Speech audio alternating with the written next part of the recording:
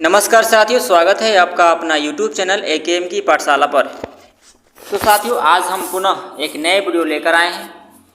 मैं आपका दोस्त अक्षय कुमार। उम्मीद करते हैं कि आप सब घर परिवार कुशल मंगल से होंगे और घर पर पढ़ाई मस्ती से कर रहे होंगे। ओके, तो साथियों, आज हम लोग पुनः बात करने वाले हैं सोशल साइंस की, जो क्लास 9th की है। ठीक है, इसमें समय की हम लोग बात करें तो टोटल 90 मिनट का समय आपको मिलता है। ठीक है, कितना? 90 मिनट का आपको समय मिलता है। टोटल पूर्णांक की हम लोग बात करें तो इसमें आपको 40 मिनट का आपका पूर्णांक है। ओके, चलिए इसका हम सामान्य निर्देश कुछ पढ़ जाते हैं। इस प्रश्न में सभी प्रश्न वस्तुनिष्ठ हैं। जो भी यहाँ पर आपको प्रश्न देखने को मिलेगा ये सब में क्या है? वस्तुनिष्ठ है ना। और सभी प्रश्नों को उत्तर देना भी अनिवार्य है। इस प्रश्न में कुल 16 प्रश्न रहेंगे। कितने रहेंगे? 16। बाकी जो क्लास है, जैसे 9 से नीचे वाले जो भी वर्ग है 6 to 8, उसमें टोटल 15 क्वेश्चन पूछते हैं। ठीक है, लेकिन इसमें 16 क्वेश्चन है। और क्या है इसमें? प्रत्येक प्रश्न के लिए 2.5 अंक दिया जाएगा। 2.5 अंक आपको मिलेगा। यानी अगर एक सही होता है तो आपको 2.5 अंक आपको प्राप्त होगा। ओके, गलत उत्तर के लिए कोई ऋणात्मक अंक नहीं है। यदि आपका मान लीजिए गलत भी होता है कोई प्रश्न तो उसमें आपका नंबर काटा नहीं जाएगा। ओके, इसी तरह से सभी प्रश्न के लिए 4 विकल्प दिए हुए रहेंगे और सही विकल्प चुन करके उसको उत्तर पुस्तिका में लिखना है। ओके, तो नेक्स्ट हम लोग बात कर लेते हैं 7 की। ठीक है, जो सामान्य निर्देश 7 है। परीक्षा की समाप्ति से पहले किसी भी परीक्षार्थी को परीक्षा कक्ष से बाहर जाने की अनुमति नहीं है। अगर कोई आपको अर्जेंट काम लगे तो आप शिक्षकों की सहमति से आप बाहर जा सकते हैं, इसमें कोई दिक्कत नहीं होगा। तो उम्मीद करते हैं कि ये सारा आपका जो है सामान्य निर्देश समझ में आ गया होगा। ठीक है, तो चलिए अब एक एक करके हम लोग प्रश्न यहाँ पर लगाने की कोशिश करते हैं। प्रश्न फर्स्ट की हम लोग बात करते हैं। तो ये है प्रश्न फर्स्ट। अब प्रश्न फर्स्ट क्या है कि रूस में जो कोल खोज क्या था? ठीक है, रूस में कोल खोज क्या था? ऑप्शन है सामंत था, सामूहिक खेती थी, या विद्रोह था, या समर्थन था। ओके, तो इसका जो आंसर होगा आपका, राइट आंसर जो होगा आपका जो है एक सामूहिक खेती है। ठीक है, अब हम लोग प्रश्न संख्या देखते हैं 2 की। सामाजिक उपबंध नामक पुस्तक किसने लिखा था? ठीक है, कौन थे? जो सामाजिक उपबंध नामक पुस्तक है उसके लेखक कौन है? ठीक है, इसका नाम आप अगर जान रहे होंगे तो मुझे कमेंट में जरूर लिखेंगे। ठीक है, तो ये जो है आपका रूसो, क्या है? रूसो जो है नामक जो है वैज्ञानिक ने, ठीक है, यह सामाजिक उपबंध नामक पुस्तक लिखे थे और यह लिखे थे 1762 ईस्वी में इन्होंने इस पुस्तक को लिखा था, सामाजिक उपबंध नामक पुस्तक। ठीक है, नेक्स्ट हम लोग प्रश्न की हम लोग बात करें तो खूनी रविवार का संबंध किस रूस की क्रांति से है? ठीक है, तो इसका आंसर ऑप्शन है आपका 1904, 1905, 1917, इनमें से कोई नहीं। तो जो इसका राइट आंसर जो होगा आपका 1917 की क्रांति जो थी वो खूनी रविवार की क्रांति के नाम से जाना गया। ठीक है, जो कि एक रूसी क्रांति थी, है ना। नेक्स्ट प्रश्न की हम लोग बात कर लेते हैं। तो प्रश्न संख्या 4।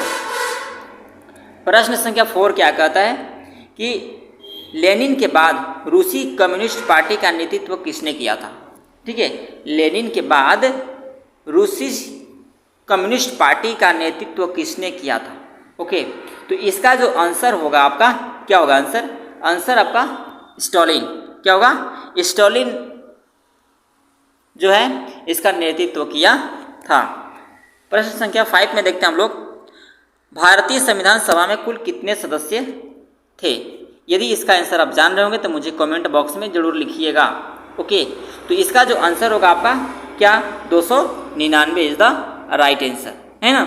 यानी जो भारतीय संविधान सभा में है वो कुल कितने सदस्य थे? तो 299 थे। ओके, नेक्स्ट प्रश्न की हम लोग बात कर लेते हैं प्रश्न संख्या 6 की। प्रश्न संख्या 6 क्या कहता है, नेल्सन मंडेला कहाँ के जन नेता थे? ठीक है, नेल्सन मंडेला कहाँ के जन नेता थे? वह भारत के थे कि चीन के थे कि अमेरिका के थे कि दक्षिणी अफ्रीका के थे? इसका आंसर की हम लोग बात कर लेते हैं। तो इसका आंसर जो होगा आपका दक्षिणी अफ्रीका के, क्या होगा, दक्षिणी अफ्रीका के यह एक राष्ट्रपति थे। ठीक है, क्या थे, राष्ट्रपति थे, जो 18 जुलाई 1918 से 5 सितंबर 2013 तक ये राष्ट्रपति वहाँ का थे। ओके, तो ये आपको समझ में आ गया। नेक्स्ट प्रश्न की हम लोग बात करते हैं प्रश्न संख्या 7 की। अब प्रश्न संख्या 7 में क्या है, आप इसको ध्यान देंगे। यह है आपका प्रश्न संख्या 7, करेगी संविधान का कौन सा भाग संविधान का आत्मा कहा जाता है? ठीक है, मतलब संविधान के किस भाग को हम लोग संविधान की आत्मा कहते हैं? तो इसका जो आंसर होगा प्रस्तावना में उद्देशिका। ठीक है, प्रस्तावना में उद्देशिका जो है यह संविधान की आत्मा कहा जाता है, क्योंकि इसके पढ़ने के बाद जो है हमारा संविधान में जितने भी अधिकार हैं, जितने भी जो भी मूल अधिकार हैं, ये सारा चीज़ इसमें आ जाता है, समाहित हो जाता है। ठीक है, इस प्रस्तावना को पढ़ने के बाद, इसलिए प्रस्तावना को संविधान का आत्मा कहा जाता है। नेक्स्ट प्रश्न की हम लोग बात करते हैं प्रश्न संख्या 8 की। भारतीय संविधान सभा में कितने मौलिक अधिकार हैं? ठीक है, भारतीय संविधान सभा में कितने मौलिक अधिकार हैं? तो इसका आंसर बताइए मुझे कमेंट में। 6 है, 7 है, 8 है कि 10 है? तो जो इसका आंसर होगा वो आपका 6 होगा। क्या होगा? 6। ठीक है, देखिए यहाँ पर जब शुरुआती जो बना हुआ था मौलिक अधिकार, उसमें 7 था। ठीक है, लेकिन एक अधिकार को हटा दिया गया है, जिसको हम लोग संपत्ति के अधिकार बोलते हैं। संपत्ति के अधिकार को हटा दिया गया है 44वें संविधान संशोधन के द्वारा। ठीक है, तो अभी वर्तमान में जो है मौलिक अधिकार जो है आपका वो कितना है? 6 है। ठीक है, 6 मौलिक अधिकार हैं। ओके, नेक्स्ट प्रश्न की हम लोग बात कर लेते हैं प्रश्न संख्या 9। ये क्या कहता है कि एक स्तरीय भाग जो 3 ओर से समुद्र से घिरा है तो उसको क्या कहते हैं? ठीक है, अगर मान लीजिए कोई जगह है ना, कोई जगह है, इधर से भी जल है, इधर से भी समुद्र है, इधर से भी समुद्र है, अगर तीनों ओर से अगर घिरा हुआ होता है तो उसको हम लोग क्या कहेंगे? तो उसको हम लोग कहते हैं प्रायद्वीप। क्या बोलते हैं उसको? प्रायद्वीप। यानी इसका answer D is the right answer होगा। ओके, यानी 9 का आंसर होगा डी। नेक्स्ट प्रश्न की हम लोग बात करें कि गारो खासी जो जयंतियाँ हैं, पहाड़ियाँ किस राज्य में स्थित है? गारो खासी जयंतियाँ पहाड़ियाँ किस राज्य में स्थित है? तो इसका आंसर बताइए मुझे। त्रिपुरा में है, असम में है कि मेघालय में है कि झारखंड में है? तो इसका आंसर, राइट आंसर जो होगा आपका ये मेघालय में होगा। कितना होगा? कहाँ है? मेघालय में है ये गारो खासी जयंतियाँ पहाड़ी। ओके, नेक्स्ट प्रश्न की हम लोग बात करते हैं प्रश्न संख्या 11। पूर्वी घाट की सबसे ऊंची चोटी कौन सी है? ठीक है, पूर्वी घाट की सबसे ऊंची चोटी कौन सी है? देखिए इसका ऑप्शन है अनाईमुंडी, महेंद्रगिरी, कंचनजंगा और अरावली। ठीक है, ये इस प्रश्न का उत्तर जो है आप मुझे कमेंट बॉक्स में पिन करेंगे। ठीक है, इसका आंसर हम आपको अभी नहीं बता रहे। ठीक है, इसको आप मुझे कमेंट बॉक्स में पिन करेंगे, इसका हम नेक्स्ट प्रश्न में डिस्कशन कर देंगे। ओके, नेक्स्ट प्रश्न की हम लोग बात करते हैं प्रश्न संख्या 12। मांजुली दुनिया का सबसे बड़ा बसा हुआ नदी द्वीप है, यह किस नदी में स्थित है? जो मांजुली द्वीप है वो सबसे बड़ा बसा हुआ नदी में यह स्थित है। तो वह नदी का नाम बताना है कि आखिर मांजुली द्वीप जो है वो किस नदी में है। ठीक है, तो इसका जो आंसर होगा हुआ ब्रह्मपुत्र। क्या होगा? ब्रह्मपुत्र नदी।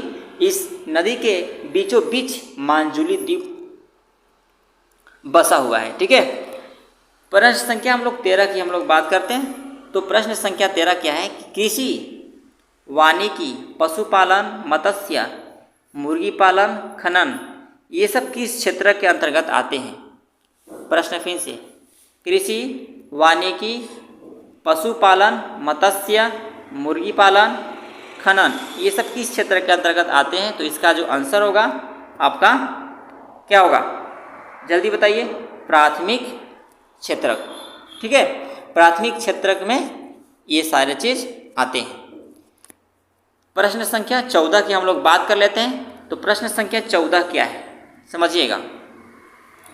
किस देश में मानव संसाधन का बड़ा निवेश है?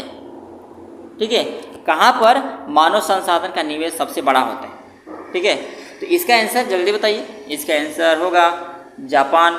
क्या होगा? जापान होगा। नेक्स्ट प्रश्न की हम लोग बात करते हैं, प्रश्न संख्या 15। प्रश्न संख्या 15 क्या है कि एक देश की श्रम शक्ति क्या है?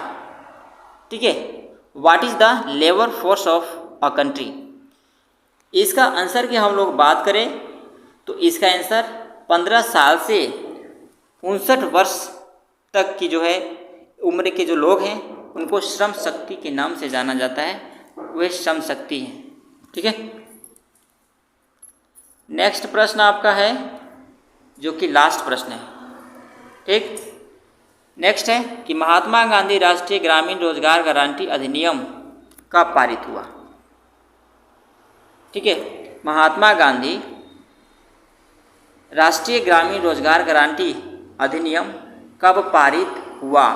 तो इसका जो आंसर होगा वो आपका 2005, यानी इसका डेट के साथ हम बोले तो 7 सितंबर 2005। ओके, 7 सितंबर 2005 इसका राइट आंसर होगा। इसमें कहा है कि इसमें किसी भी व्यक्ति को एक वर्ष में, ठीक है, 100 दिन का रोजगार देने की नियम बनाया गया। ठीक है, प्रत्येक व्यक्ति को हर साल। इस तरह से इसका आंसर राइट होगा आपका डी। ठीक है, डी होगा।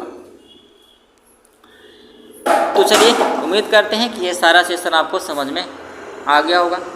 तो चलिए मिलते हैं नेक्स्ट वीडियो में।